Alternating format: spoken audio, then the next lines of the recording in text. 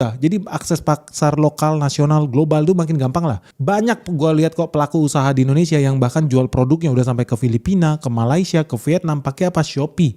Nah platform itu ya kalau lu gak punya akses internet gimana caranya juga lu bisa jual ke luar negeri, gak bisa lah. So itu yang gue nikmati 20 tahun lalu. Dan gua rasa harusnya semua orang Indonesia udah punya akses lah yang murah, cepat, dan stabil. Terus sektor apa yang diuntungkan lagi? Ada pertanian. Petani Indonesia jadi bisa akses harga guys. Akses harga bawang hari ini gimana ya? Produk pertanian dia gimana ya? Cuaca seperti apa? Mereka bisa cek data di BMKG. Langsung online email. Kita punya kebun di Kalimantan. Setiap hari tektokan belanja data kita dari BMKG supaya tahu bakal ada serangga apa ya dalam 3 bulan ke depan. Bakal ada topan badai kah? Hujan asam kah? Kita tahu lebih awal. Karena udah penting di zaman sekarang ini petani paham teknologi. Terus sektor yang diuntungkan yang ketiga, sektor yang berhubungan dengan pendidikan. Dengan adanya internet ya, lu bisa belajar sendiri, mandiri, kursus online, kualitas SDM Indonesia tambah bagus, dan ini ujung-ujungnya bisa meningkatkan inovasi sama daya saing individu, sumber daya manusia yang ada di Indonesia, tanpa harus bangun sekolah dari Sabang sampai Merauke puluhan ribu unit. Nah dari sektor keuangan juga diuntungkan, karena penetrasi bank, penetrasi fintech, e-banking, itu bisa makin luas, jadi bisa ada inklusivitas sektor keuangan.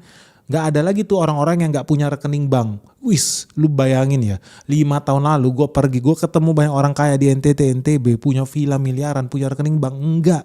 Punya duit dolar, cash dari turis, punya rekening bank, enggak. Jadi unbankable people, jadi banyak sebetulnya yang bisa kita leverage dengan adanya teknologi. Nah kalau makin banyak orang yang bisa mengakses ke perbankan, ujung-ujungnya apa? Ini bisa meningkatkan investasi, sama konsumsi juga. Jadi ujung-ujungnya Indonesia yang diuntungkan guys. Nah dari sisi pemerintahan juga bisa ambil benefit dari sini untuk menerapkan e-government, e-procurement, bisa membantu mempercepat pelayanan publik. Lama-lama lu kan sekarang masih bingung ya, kok kartu SIM, KTP, NPWP, STNK, BPKB kenapa sih nggak digital aja semuanya? Bisa nggak? Bisa. Ini bisa. Jadi layanan publik bisa tambah efisien, tambah cepat, dan ujung-ujungnya mengurangi korupsi di birokrasi kita. Kalau semuanya udah pakai teknologi, gua sampai sekarang masih nggak masuk akal.